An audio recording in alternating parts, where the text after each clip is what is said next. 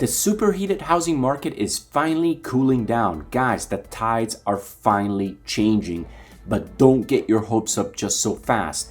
Like I said, they just change, but that doesn't mean that prices are crashing down. By no means. Still, it is still a very hot housing market. Prices are still really, really expensive, and they're not gonna come down overnight. This is very different than '08.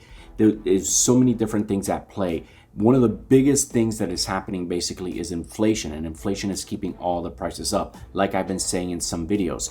But this article really points out the reason we're not seeing crazy declines is right here. We have not yet seen net job losses, where we can see some of the slowing in a reduction in the number of open unfilled jobs being advertised. So guys, because we are not seeing the job layoffs, everything is kind of in a weird situation. We're at that top peak, right before the bubble pops. That's where we are. So it is deflating. Things are changing. We're clearly in the downturn, right? We just switched over from a seller's market to a buyer's market. But again, this is very different than '08.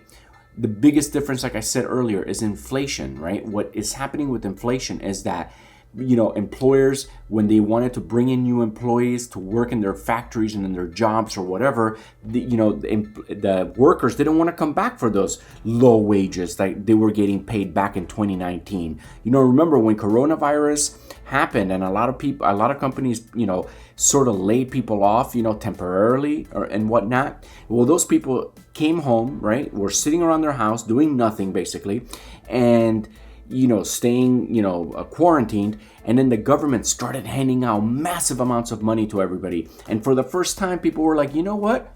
I hate my job. My job sucks, right? I like sitting around and making all this money. And unfortunately, that is one of the main reasons why we have inflation, because basically, we ended up printing so much money. So then these people, basically the coronavirus works itself out.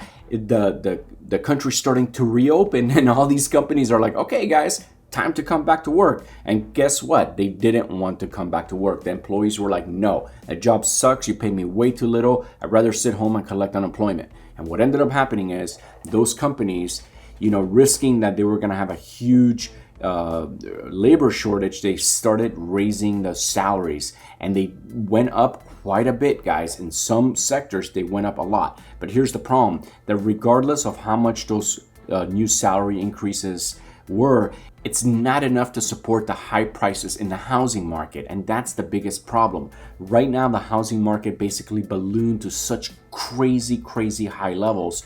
And it's essentially, what goes up must come down. And when it goes up this high, now a lot of people always say, investing in property, it never goes down, it always goes up.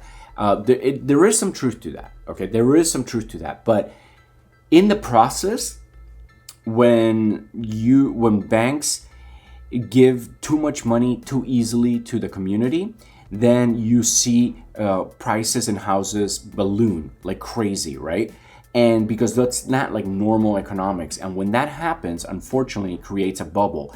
And although housing always does go up, you are going to have bubbles and resets throughout that period. Right now, we're going into a reset period. I'm hoping that my ultimate goal will be like if we get down below those 2019 levels, because that would make great buying opportunities for the regular people. What I feel like I definitely saw was, corporations coming in and buying a lot of the inventory. I think a lot of people that are rich and corporations that have a lot of money, they were trying to hedge against inflation because they knew inflation was coming. So they decided to jump into the real estate market because they know that buying property is a great hedge against inflation. So basically it priced out the regular families out of their communities. We had families trying to compete with companies like Zillow who were buying every house on the block. Well, at that moment, guys, it's really hard. Remember, some of these people and some of these rich people, they were like, no, I just want to get in a property. And what ends up happening is that they were like skipping like the inspections, they were skipping the appraisals, whatever. They just wanted to go in, and it became a seller's market. Sellers were like, oh, well, how bad do you really want this house? How about you give me an extra 10 grand? How about 20 grand, 30? I mean, people were bidding above asking price. And if you've ever bought a home the traditional way, you know that once, the bank approves you, you're kind of stuck with that, that budget. So if you found a house and someone's bidding 10, 20, 30, 40, 50,000 over asking, the bank's not going to lend you that, because the bank is only going to lend you what the appraisal comes in at. And the problem there is that once it goes up, you have to come up with a difference in cash. Now imagine you're trying to put down a huge down payment for the house already, and now you got to come up with an extra 50 grand just to get the house. Well, that ended up happening, and a lot of people basically had to walk away because they didn't have the money. But I'll tell you who did have the money: companies like Zillow. So my prediction, like I've been saying, is that we are going to see the layoffs, but the layoffs is not going to necessarily be the catalyst. I think the catalyst, what it's going to be, is the GDP is not going to grow as we want it to grow. And I think that our sales for this holiday season are going to be semi-weak. And I think going into 2023, we might start seeing big layoffs. And if that starts to happen, if we have weak sales reported from the Christmas season, stock market's going to crash. And companies like Zillow that are public, they're going to freak out, and they're going to want to unload all their inventory. And that is definitely going to make the because remember, these companies bought at the high, right? So if the market starts crashing, there's going to be a time they're going to say, hey, we're losing money on this, so let's go ahead and sell it.